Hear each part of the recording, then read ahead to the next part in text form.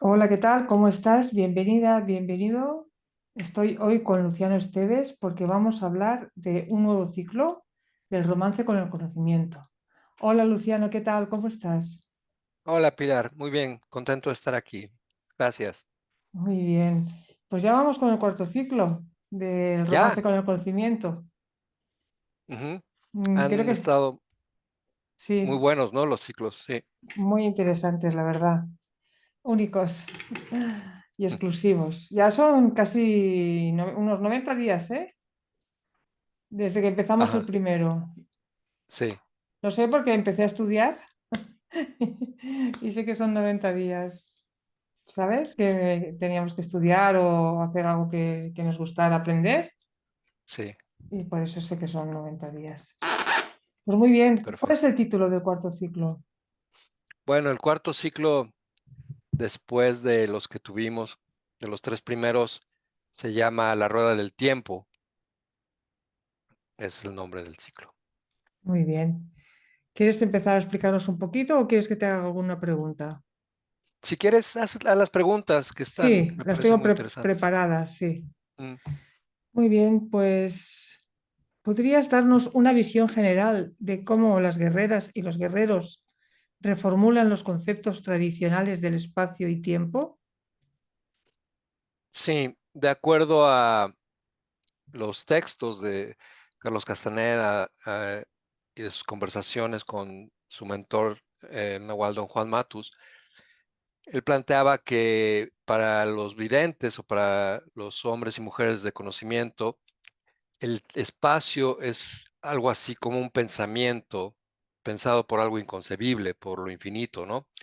En ese sentido es un campo de acción dentro de esa especie de pensamiento, ¿no? Es desde luego muy abstracto, pero ya abundaremos más en ello. Y el tiempo también es un campo de acción, no es una abstracción que se reduce a la medición del tiempo cronológico que efectuamos todos los días con nuestros relojes. Es un campo de acción plástico, maleable, en el cual se sumergen los hombres y mujeres de conocimiento para adaptarlo a sus fines específicos, ¿no?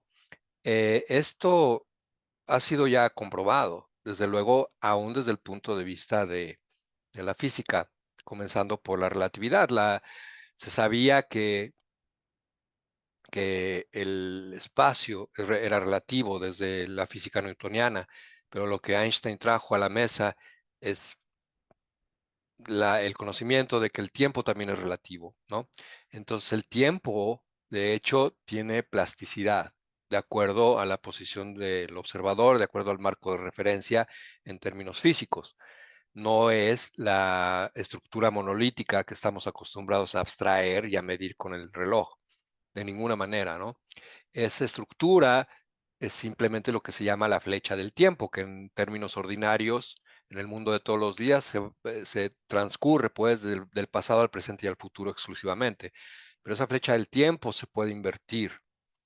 eh, y al invertirla, lo que estamos haciendo es también invertir la segunda ley de la termodinámica, que es la de la entropía, ¿no? Estamos invirtiendo los procesos de entropía y desafiando esa segunda ley que plantea que la entropía siempre tiende a mantenerse o a aumentar, ¿no?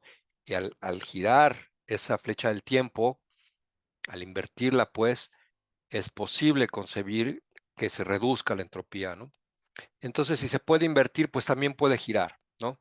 Desde el punto de vista físico, esa flecha del tiempo puede girar y hay muchas implicaciones muy interesantes en las cuales no me voy a meter ahorita a nivel de las partículas subatómicas, pero para los videntes, ese giro, digamos, que hoy en día maneja la física de la flecha del tiempo, pues creaba algo así como una rueda, ¿no? Como si viéramos el dial de un reloj, pero una rueda que se percibía como todo lo que ven, entre comillas o en itálicas, con todo el cuerpo, y la percibían como un túnel de profundidad infinita, que estaba dividido en surcos también de un número infinito, surcos reflectantes, ¿no? Me imagino que como espejos o algo así. Y cada uno de esos surcos implica la percepción de un discurrir o de un transcurrir del tiempo específica. Y todos los seres vivos, de acuerdo a este postulado, son forzados por una fuerza más allá de su voluntad a fijarse en uno de sus surcos. Y de esa manera, ese surco de esta rueda determina cómo perciben el tiempo. Entonces, esa fijación o esa fijeza en uno de los surcos nos impide percibir otras posibilidades de flujo del tiempo, insisto, más maleables, más plásticas, ¿no? Pero lo que descubrieron es que mediante un ejercicio de voluntad supremo, podían saltar de un surco al otro y tener una percepción del tiempo totalmente distinta. Entonces, eso es básicamente el esbozo de lo que es la rueda del tiempo para los videntes, que es también un campo de acción práctica. Entonces, los videntes o los hombres y mujeres de conocimiento manejan el tiempo, lo moldean de acuerdo a su propósito ulterior, que siempre es abstracto y siempre es la libertad.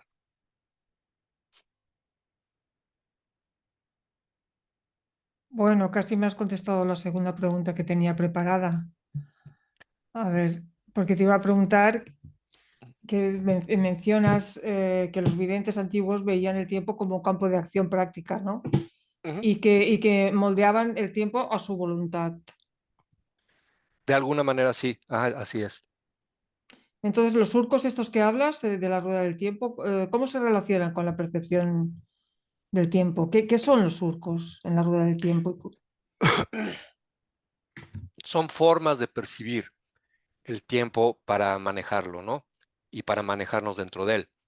Por ejemplo, un surco que sería el opuesto al cual estamos acostumbrados, sería aquel en el que percibimos la inversión de la segunda ley de la termodinámica, es decir, donde nuestros actos como conglomerados físicos, como objetos físicos en términos de la descripción del organismo, no aumentan nuestra entropía, sino que en ciertos niveles, de hecho, la reducen, ¿no? Ese es otro surco. Y a lo que se referían, o la manera en cómo se referían a ese surco específico o esa forma específica de ver el tiempo, quizá dentro del mismo surco, es ver el tiempo como viene hacia uno, porque en nuestra cognición cotidiana siempre estamos viendo las cosas como se alejan de nosotros en el pasado, ¿no? Es decir, un paquete de fotones que llega a la retina tarda un tiempo en ser procesado por el nervio óptico y por el cerebro, de manera tal que se convierte en una imagen interpretativa de lo que estamos percibiendo realmente. Ese retraso implica que siempre estamos viendo el pasado en la flecha del tiempo misma, ¿no? Y si entre mayor sea la distancia, pues más es el tiempo que ha transcurrido, como en el caso de las estrellas muertas que estamos observando como eran hace billones de años, ¿no? O miles de millones de años. Entonces, si invertimos el vector, ¿no? Del tiempo de esa manera, en realidad estamos viendo el tiempo como viene, porque paramos la interpretación de nuestros sentidos y al cancelarla o al suspenderla por un momento, lo que hacemos es percibir energía directamente, sin atravesar el proceso de interpretación que retrasa la percepción, ¿no? En ese sentido estamos girando y viendo al tiempo como viene hacia nosotros, no como se aleja. No es propiamente ver el futuro, sino el tiempo, el flujo del tiempo, ¿no? Bueno, Eso es lo que sé más o menos de los surcos. a ver, vamos a hablar de aplicaciones prácticas. ¿Cómo pueden las personas modernas aplicar estos conceptos de espacio y tiempo en nuestra vida diaria? ¿Es posible moldear nuestra percepción del tiempo de manera práctica? ¿Podrías compartir algún ejemplo? Sí, de hecho creo que lo hacemos todo el tiempo, en cierta medida. Por ejemplo, cuando estamos disfrutando de algo sin pensamientos que nos distraigan o sin preocupaciones que nos alejen del objeto de nuestro interés y nos sumimos de lleno en la actividad que estamos ejecutando, el tiempo transcurre diferente. El tiempo de alguna manera se acelera y de otra manera también se alenta, pero en términos de la riqueza que obtenemos del objeto en cuestión que estemos estudiando. Entonces, por un lado se hace más efímero, pero por otro lado, la intensidad, así le llamaban, la intensidad del tiempo, como si fuera una sustancia, porque es una sustancia, es mayor, es como si fuera más denso y trajera más información. Esa es la manera más inmediata que tenemos todos a nuestra disposición de modular y de moldear el tiempo, ¿no? Cuando realmente estamos disfrutando algo y realmente inmersos sin distracciones, sin estar viendo las redes sociales o tonterías de ese tipo, y realmente nos sumergimos, el tiempo cambia, ¿no? Y lo podemos hacer deliberadamente, desde luego. Y eso hace que nuestra percepción del mismo se altere y la flecha del tiempo en mayor o menor medida gire y por tanto disminuye nuestra entropía. Las personas que son propensas a embarcarse en tareas de conocimiento que les placen mucho, que disfrutan mucho, que les apasionan, tienden a ser más longevas por eso mismo, ¿no? Porque disminuyen su entropía con eso. Muy bien. Hablemos del impacto en la conciencia. ¿Cómo afectan estos conceptos de espacio y tiempo la conciencia de un guerrero o de una guerrera? ¿Y qué cambios se experimentan al reformular estos conceptos? Vamos, o sea, de alguna manera, ¿qué papel juega la conciencia en la funcionalidad de los actos de un guerrero o de una guerrera? La conciencia del tiempo, me imagino, ¿no? Sí, Sí, bueno, en mi experiencia, que a pesar de que llevo mucho tiempo en esto, es de alguna manera todavía incipiente porque estoy explorando muchos de esos aspectos que me resultan fascinantes. La clave o la cuestión clave con el manejo del tiempo y poder moldearlo o hacerlo girar es el aprovechamiento del mismo, porque es el bien más preciado. El tiempo en ese sentido tiene mucha relación con la conciencia porque la duración de nuestra conciencia es limitada, ¿no? Al menos en esta forma orgánica, ¿no? Dura muy poco sobre esta tierra y después se va, ¿no? Entonces el tiempo en ese sentido pues es el bien mayor, es el bien más preciado que tenemos, ¿no? Y el aprovechamiento del mismo que practican los hombres y mujeres de conocimiento no tiene mucho que ver con, o nada que ver con el concepto de aprovechar el tiempo que se maneja en la socialización. Es muy diferente, porque la concepción misma del tiempo es muy diferente. Entonces, las personas, por ejemplo, en la vida cotidiana, miden su tiempo de acuerdo a patrones o hábitos preestablecidos por las estructuras sociales de a qué hora entra uno a trabajar, a qué hora sale, ¿no? A qué hora come, a qué hora duerme, a cuándo se va de vacaciones, cuándo regresa de vacaciones. Todas esas rutinas que aparentemente son para aprovechar el tiempo, en realidad no abordan al tiempo en su esencia como un campo de acción pragmática, sino como un referente indirecto de nuestros actos, ¿no? Esa es la gran diferencia. Entonces, al abordar el tiempo como un campo maleable, moldeable de acción práctica, los videntes realmente establecen una nueva relación con el mismo que, por ejemplo, les permite medir su tiempo de manera diferente. Los videntes miden su tiempo en horas y en una hora, aseguran, pueden vivir el equivalente a toda una vida de una persona que transita en la vida ordinaria. Esto es en términos de la intensidad a la que me refería. Y ese hecho tan solo debería ponernos de cabeza y ponernos a estudiar muy seriamente este asunto y a ponerlo en práctica, porque ese es el verdadero aprovechamiento del tiempo. Es la única manera en la cual realmente lo podemos aprovechar en términos de la intensidad con que lo abordamos. muy, muy interesante. Vamos a poder aprender un poco todo esto, ¿no? Me imagino en el curso. Sí, desde luego, vamos a estar muy enfocados en eso, apoyándonos en las premisas fundamentales del conocimiento, como siempre lo hacemos, pero sí enfocados pues en entender estos conceptos del tiempo como campo de acción pragmática, de su elasticidad, de nuestra capacidad de reformularlo y de manipularlo, y sobre todo de cómo relacionarnos con nuevas intensidades. Y puedo decir que los resultados son francamente asombrosos. ¿Cuáles dirías que son los principales desafíos que enfrenta una persona, un guerrero, una guerrera al intentar manipular el tiempo y el espacio de él? de esta manera, como nos explicas. Su historia personal. eh, la historia personal está tan enraizada en nosotros, con sus propios conceptos del tiempo que nos fueron heredados, que no hay cabida, no hay espacio para ninguna nueva formulación práctica. Hay espacio en el caso de los que estudian física, de los académicos de la física, para establecer nuevas formulaciones intelectuales, porque ellos saben perfectamente bien cómo funciona el tiempo en términos de la teoría de la relatividad, ¿no? Pero lo saben a nivel intelectual. De ninguna manera lo aplican en su vida cotidiana con efectos prácticos, ¿no? En ese sentido, en la vida cotidiana seguimos en los albores de la física, ¿no? Estamos manejando el mundo casi como lo manejaba Aristóteles, ¿no? O de la misma manera.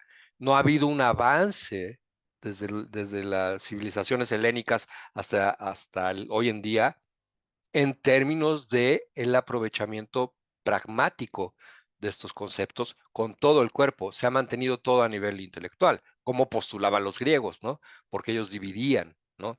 La capacidad intelectual de todo lo demás. Y eso es lo que nos tiene, pues, atorados en esta visión cognitiva. Y esa historia personal se transmite de generación en generación y es como aprendemos a vivir y entonces tiene que ser hecha a un lado. Tiene que ser borrada para realmente abrirnos a conceptos nuevos que no sean solo intelectuales, sino que nos permitan hacer uso de ellos de maneras pragmáticas que incrementen nuestra conciencia. Esa es la tirada.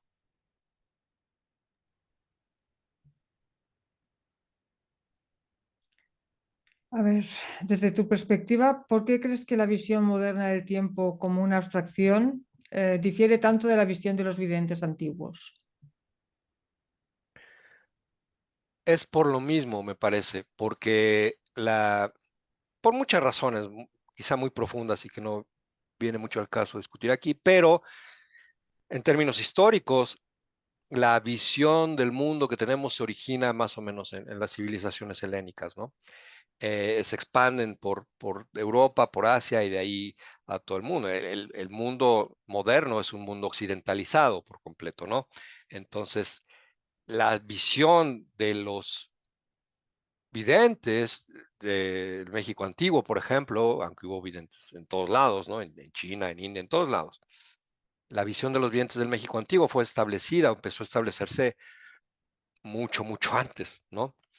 Pero sufrió muchas transformaciones durante miles de años y a través de esas convulsiones se fue perdiendo de alguna manera, se fue ocultando, atraviesa valles y crestas en términos de su difusión y no es algo que sea compatible con el sistema cognitivo habitual del mundo ordinario está dominado por el pensamiento que tuvo su raíz en la cultura helénica, ¿no? Entonces son dos sistemas cognitivos diferentes en realidad. No es que estén peleados uno con el otro, pero hay uno que es más amplio y que abarca al otro, ¿no? Y definitivamente el sistema cognitivo de los videntes abarca todas las posibilidades de nuestro sistema habitual y mucho, mucho más. Esa es la ventaja que tienen los que emprenden el camino del conocimiento. Entonces, ¿podemos integrar esta visión más antigua y expansiva del tiempo en una sociedad moderna como la nuestra, que está más orientada hacia la eficiencia y el control del tiempo? Sí, de hecho, la eficiencia es la clave de lo que hacen todos los videntes, pero una eficiencia de la cual tenemos muy poca idea, porque lo que llamamos eficiencia en el orden social generalmente es derivar todos nuestros esfuerzos y todas nuestras capacidades productivas a la creación de tecnologías más complejas. Eso es lo que llamamos eficiencia. Para los videntes, eficiencia es incrementar su conciencia de manera tal que lleguen a umbrales en los cuales su sentido y sus capacidades de ser libres, de mover su percepción a voluntad a una infinidad de sitios diferentes, se incrementan, florecen, ¿no? Entonces, de hecho, lo que se puede incorporar es un poco al revés, lo que se puede incorporar es el sistema cognitivo que tenemos de todos los días a el mundo mucho más amplio y mucho más abarcante del sistema cognitivo de los videntes. Entonces podemos funcionar muy bien, de hecho, cada vez mejor en el sistema cognitivo habitual si abordamos las profundidades y las prácticas del sistema cognitivo de los videntes del México antiguo, en este caso, porque aborda todas las posibilidades de percepción humana, cosa que no hace el sistema cognitivo habitual. Al contrario, las cancela, cancela la mayoría de ellas.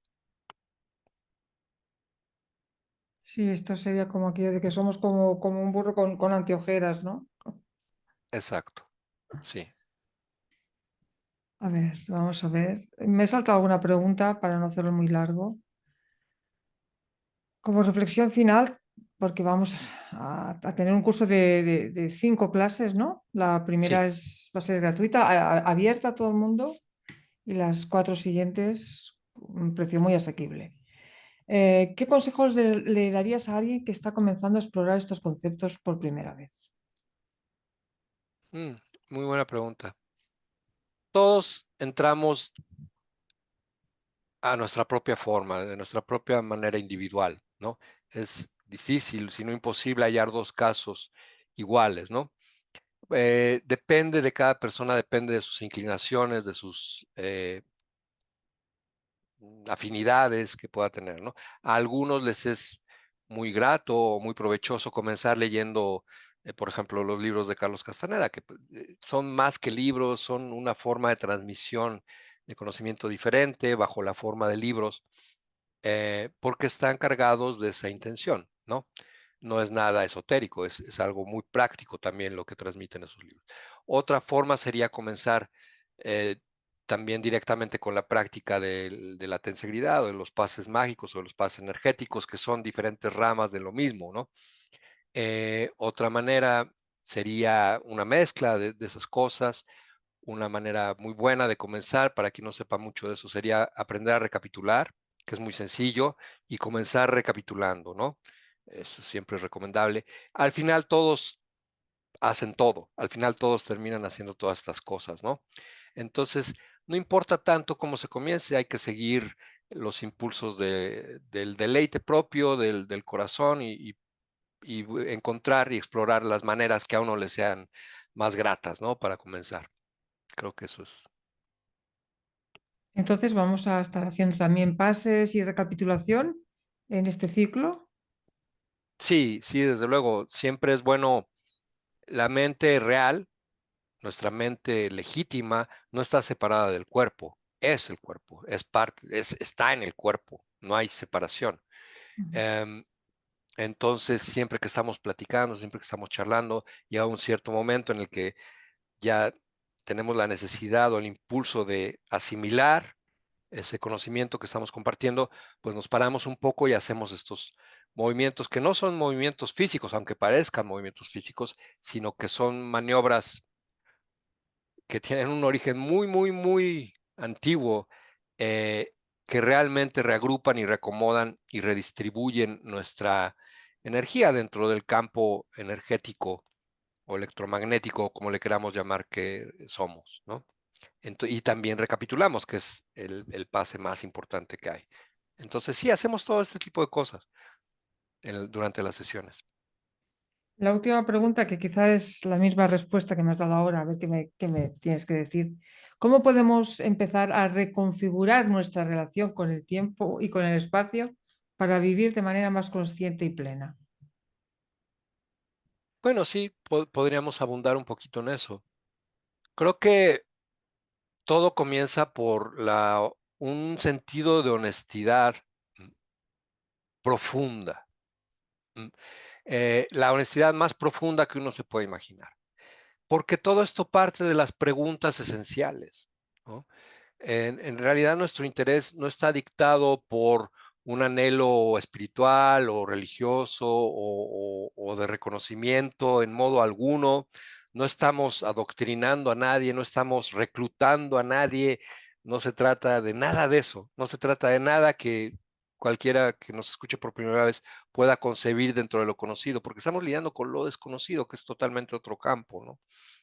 Entonces, creo que comienza por cada individuo y el interés que pueda tener en hacerse las preguntas esenciales y respondérselas de manera honesta. Por ejemplo, ¿qué sentido tiene la vida propia, no?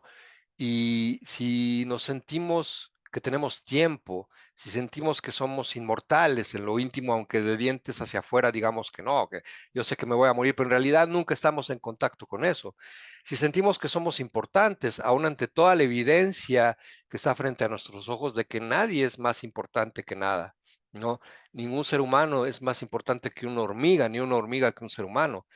Todo es parte de un gigantesco, indescifrable, insondable misterio del que somos simplemente una pequeña fracción, ¿no?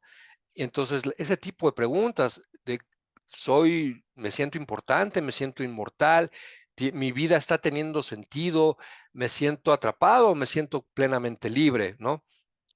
¿Tengo adicciones? ¿Qué tipo de adicciones y por qué las tengo, no? ¿Qué es lo que realmente busco en esta oportunidad única e irrepetible que se me da durante un ratito muy breve en el que atravieso esta tierra, ¿no? Y después me voy. ¿Qué puedo hacer con eso? ¿Realmente vine a hacer esto, lo que estoy haciendo? ¿Realmente esta es la única vida posible? ¿O tengo otras posibilidades, otras capacidades que no he desplegado, pero que intuyo que están ahí?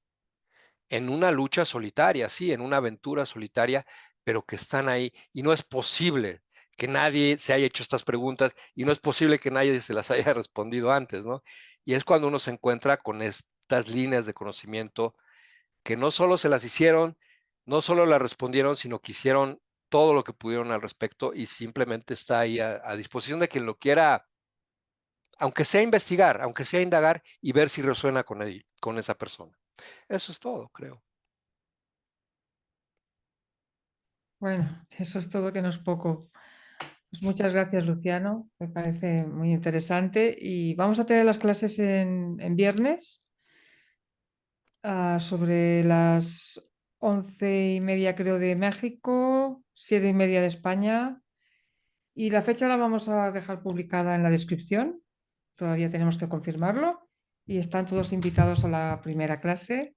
Y por supuesto también esperemos que tengan muchas ganas de apuntarse.